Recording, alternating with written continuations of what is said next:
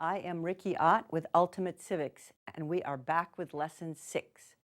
Part 3 examines remedies in constitutional rights cases and how youth might engage in local activities on climate recovery plans and actions. Part 4 explores constitutional rights cases as they proceed through the state court system. And once again, here is where lesson materials can be downloaded for free, and this instruction can be used to help you bring this material to classrooms and communities. Our essential questions this time are, in constitutional rights cases, what are examples of remedies for harm?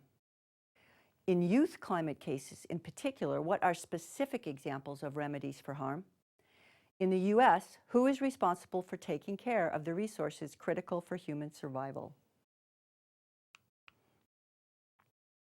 Remedies in constitutional rights cases are pretty straightforward, and we're talking generally here now, not about Youth v. Gov, Juliana versus U.S. So one option is court declarations, where the court declares that harm was incurred by the plaintiffs or to the public trust resources. Or the court declares that people have rights or that the government has duties. So court declarations. The second choice is court orders to the government. And these can be things like an order to carry out a plan for compliance or an order to do or stop doing a specific action. So let's look at Brown versus Board of Education first, just in generally, to kind of see how this works. And here are some statements that were made in the court records by the court. So the idea is to have a small group activity now and read each of these three statements and match it with one of the remedies in the blue box below. So declaring harm, declaring rights, declaring duties, court ordering. And what we will find through this activity, where segregated schools are inherently unequal, that is the court a declaration of harm. It deprives people of equal protection, and it's also deprives people of the 14th Amendment, an affirmation of rights. I think that was for the second one, yes. Okay, so the court also declared the plaintiffs were deprived of equal protection of the laws guaranteed by the Fourth Amendment. That is both an affirmation and a declaration of harm. So harm, because equal protection wasn't happening, declaration that you have these rights. And the last one is an order to the school board to create and carry out a plan to desegregate schools with all deliberate speed. And this is obviously an order to, it was actually the school board this time, a governing body, to create and carry out a plan. So let's turn now to Juliana versus the U.S. and think about possible remedies, what they might look like in this case. To do this activity, what we're going to pretend is that all three of the claims now, and then notice I said three, were affirmed by the courts, okay? So that means there's going to be remedies. If the court affirmed the youth case, that means the court agrees the youth were harmed, and there has to be remedies. The reason I said three is because as this case has progressed over the past 4 years, what has happened is the court has basically moved the Ninth Amendment claim to a fundamental new right as part of the due process claim under the Fifth Amendment. So those got consolidated into one claim, recognizing a new right. Just like the youth asked, we can't have the Fifth Amendment right to life, liberty, and property unless we have a new fundamental right.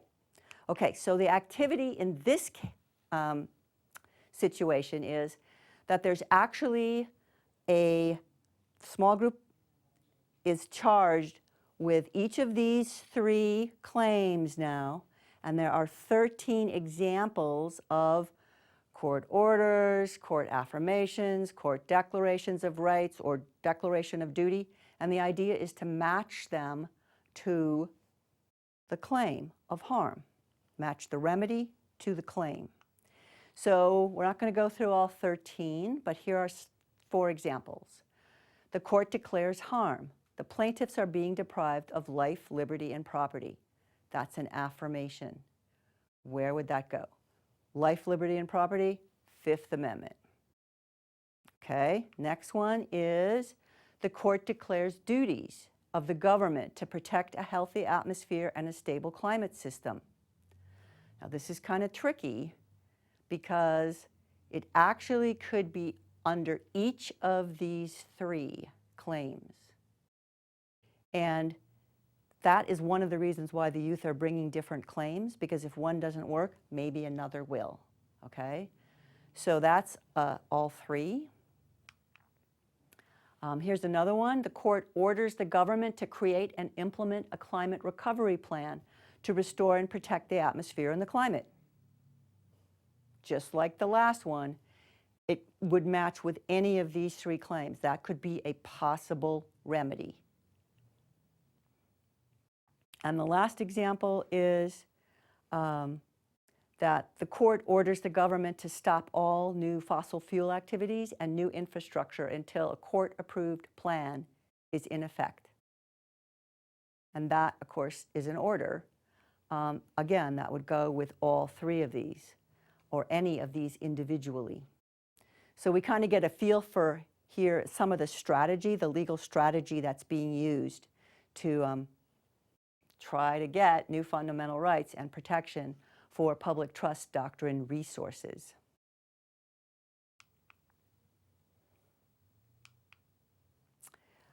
As for the remedies, one of the big central points here is that we need a climate recovery plan, basically with all deliberate speed, okay? And the short of that is that we need less activities of burning fossil fuels and more activities of getting our energy from other sources that don't include fossil fuels, and also doing increasing things that offset our carbon dioxide that's already in our atmosphere and our ocean. So that's things like planting trees. Globally, youth are demanding actually more than even what is being asked in this case. For example, the Sunrise Movement has set a goal of global reduction of greenhouse gas emissions from human resources of 40 to 60% from the 2010 levels by 2030, and a goal of net zero by 2050. But actually, it's even more than about numbers and making this all crunch right with numbers. Jacqueline Patterson, the director of the NAACP's Environment and Climate Justice Program, says that climate change is a multiplier of injustice. And as we know, the poorest are going to be hit first and worst. The Sunrise Movement and the youth are transforming the transition off of fossil fuels into an opportunity to address and remedy some of these inequities, these systemic injustices, and turn this now into a fair and just transition. They are demanding a massive mobilization across the nation over the next 10 years. Portland, Oregon is another really good model for climate and energy action. The youth there have demanded to be part of the energy transition team at the city level in Monmouth County. By the way, the youth profiled in the photo in the upper right was one of the youth who took the Ultimate Civics course. She was in 10th grade when she started working with the Portland City Council. So the idea here is to think globally and act locally. And while the youth are pursuing their cases in state and federal courts, there's something that youth all over the United States can be doing. And so the next classroom exercise, which takes basically the rest of the period, is to look in your own backyard where might be some greenhouse gas emission sources using the resources on this page. Target one of these, or two of them, or all of them, and look where the offsets might be in your backyard, in your state. And the resources for this are actually coming out of Stanford. There's an interactive map on renewable energy campaign that goes state by state, the Solutions Project. And you can see what might work in your own state. And there's a couple of other resources as well, and just take off on that and see what you can come up with, just as an exercise. So that was the end of part 3, and now we're moving into part 4, which is courts as a last resort, okay? So the essential questions for part 4 now are, how is the court system organized? How do civil cases proceed through the court system? What makes constitutional rights cases game changers? This is the structure of our court system. There are 3 levels to it. The lower level, the trial court, is actually where the facts of the case are heard. So it's legal argument and factual evidence that's brought. This is where the complaint is filed, in the trial court or district court. Our federal and state courts are organized in these same 3 levels, okay? So cases can be appealed into the intermediate court, the Court of Appeals. And the Court of Appeals can send it back down, and it can be appealed again, and it can be sent back down. It kind of gets like a ping pong game there for a while, until either there's a resolution and a decision, or it's appealed. One of the parties to the lawsuit, the plaintiffs or the defendants, appeal it all the way to the Supreme Court. It can also be appealed on direct appeal from the lower court all the way up to the Supreme Court. So multiple things can be going on here. And once it's at the Supreme Court, it can actually be moved back down the line. The Supreme Court can say, no, premature, it has to go back down. So we're going to play a game now called Game Changer. And that is a board game. And I'll explain it. But so basically we have 2 branches of government that we'll be working with. In the federal case, the youth plaintiffs went directly to the court system, the court as a last resort. In the state cases, what the youth are finding is that they have to petition the government first before they go up, before they can get into the court, because that's the first resort, is the government, to make sure the government, a lot of these states have laws saying this is our greenhouse gas emission targets, and what the youth are saying is they're not strict enough for now. They need to be lower. So once a petition is denied in the state government, then the youth can go to the court as a last resort and bring it in as a case. So what we're going to do now is actually play a board game, okay? And there are cards that everybody has, and here would be the instructions. You have a board game, you have an envelope. And take out the cards. There are 3 players. The court is purple, the state is the teal color, the youth are the raspberry or pink color.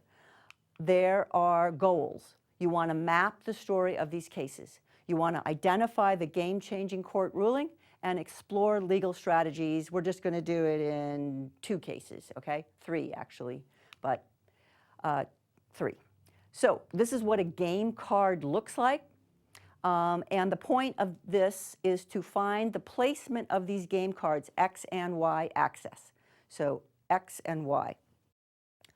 First, you get everybody having a card, you're on one side of the table, and you look at the when. And you arrange the game cards along the bottom by year. Then you look at the who and the what, and it'll say, you know, the youth plaintiffs, the youth petitioners, the district court, and you're able to move this then into the y-axis and position your card. Once all the cards are positioned, you read the story and identify the game changer. So this is what this would look like now for Colorado. This is our actual example. And here we go. So in Colorado, the youth plaintiffs, pink, right, filed the complaint. They started the case. And the district court promptly dismissed it. Because, why? Court was not a last resort. So the youth plaintiffs came back in 2013 and petitioned the State Board of Colorado to say that the problem here is that Colorado was allowing oil and gas development at the expense of wildlife, the environment, and public health. And the youth said, no, that's got to stop. We have to turn that around. Well, the state board said, we're not turning it around. Petition denied. So the youth appealed. If the youth hadn't appealed, that would have been the end of it right there. But the youth appealed to the district court. Now they're back in district court. And of course, the state said, motion to dismiss, this is ridiculous. We don't want this, says the state board. But the court actually rejected the state's motion, agreed with the youth plaintiffs, and remanded, which means pushed it back down to the state board to deal with, because the Colorado state law says you got to take care of people's health and the wildlife and the environment. Okay, a year passed, nothing happened except there was an election. And the judge that gave this decision to remand the case back down was replaced by a new judge. And when that judge came in, suddenly he affirmed or agreed with the order to deny the youth case. And the ruling, again, this would have been over if the youth had done nothing. So the ball is now in the youth court. The youth appealed the ruling to deny and said, no, no, no. They appealed it to the Court of Appeals. Said, look, this is state law. The Court of Appeals basically reversed the denials and the remand. And this is a point where the youth would have lost. It reversed the denials and the remands. And now it's the state's turn to do something. And they took it to the Supreme Court. They took it all the way up. And they said, we want the Supreme Court to review this. This is the state law. The youth said, we do not need the Supreme Court reviewing this. It's pretty self-evident. And then now we just moved our whole game board over a little bit because we kind of ran out of room. So the latest action in Colorado is this. In January, the Colorado Supreme Court granted a hearing to the state board to reconsider the appeals court decision. In about 2 weeks later, the Colorado Supreme Court actually reversed the appeals court decision, which means that the plaintiffs lost. The Supreme Court was not upholding the state law. And it affirmed that the state board does not have to condition oil and gas development on protecting public health, safety, wildlife, and the environment. The same day, the youth plaintiffs filed a motion to vacate several judicial decisions based on misconduct of the judge who was elected in 2016. So all this was getting a lot of media attention. And at this point, the state legislature and governor stepped in and they amended the old law to make it clear that the state must protect public health, environment, and wildlife. And this is actually what it took to turn this case around, because the state board was exploiting through loopholes some of the areas in the state law.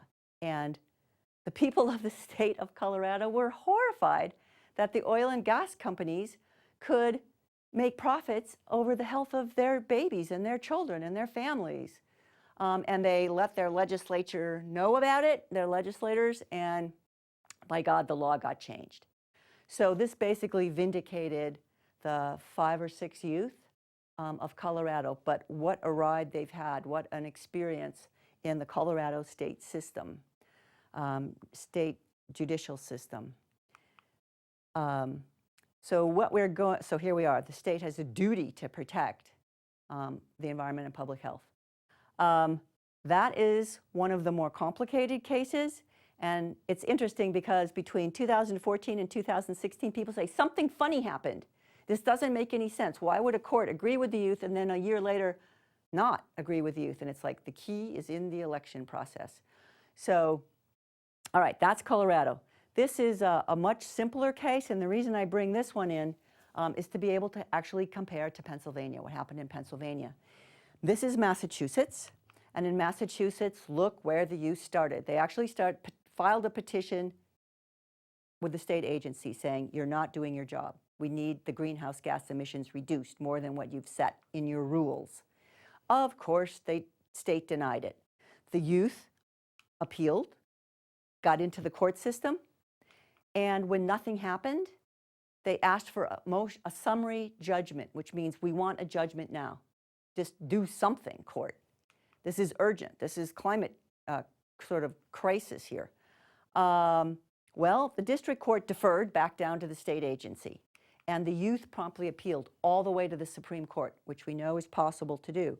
The Supreme Court had been watching this, and they decided to take it on direct appeal. Then the Supreme Court actually in 2017 ordered the state to comply. This gave the youth a victory. The court agreed with the youth that, hey, our state laws do need to be changed given the urgency of the climate situation. So in this case, unlike what happened in Washington state, the state agencies actually complied and said, okay, we'll do it. We'll figure out a more strict plan. We'll figure out how to reduce over time, over the next 2 or 3 years. We'll come up with a plan, and then we'll implement it. And this is kind of the game changer here. A game changer is what changed the way people think or act in society. The court ordered the state to reduce greenhouse gas emissions, and the state's actually doing it. So what does this have to do with Pennsylvania? Well, Pennsylvania and Massachusetts are the only 2 states so far that have gone all the way up to the Supreme Court and have gotten a final decision. And guess what happened in Pennsylvania? Same start as Massachusetts, parallel. They petitioned the state. The youth petitioned the state. The rules aren't strict enough. Let's ratchet it down. We need to reduce our greenhouse gas emissions. Denied. The youth appealed to the court system, a constitutional rights case, and eventually it made its way to the Supreme Court, where it was denied. So at the highest court in Pennsylvania, the youth actually lost their case, despite Pennsylvania having some really great laws about common law rights about public trust resources and what needs to be protected. So this, of course, benefited the moneyed power that are making their money off the fossil fuels extraction. But the challenge here is, why actually do youth in Pennsylvania and Massachusetts actually have the same options to consider as they move forward? And the answer to that is that who's in charge? That was one of the essential questions of protecting a stewardship of our public trust resources. We all are. We all are. It's not only the people, it's every branch of government, it's every level of government, from the local all the way up to the national. And if those other branches or the government is not doing something, what's to prevent the youth from going to their local city council and saying, let's do something in our own state, in our own city? Come on, we can do this. We can be part of the solution here. What can we do locally? We've seen a number of examples in the lesson on how to move ideas into action plans. So it's time to create an action plan. First, look and see who's doing what. There's some really good ideas out there. Sunrise Movement, we talked about a few. What do you want to do? And then do it. So this actually is the end of the last part of Lesson 6, and I really hope that people across the country are as inspired as I am by these youth, these young leaders taking a very courageous step forward and modeling for us all that we all need to think about not only our own selves, but our future and what can we do now to help with survival of the future generations as well. Check out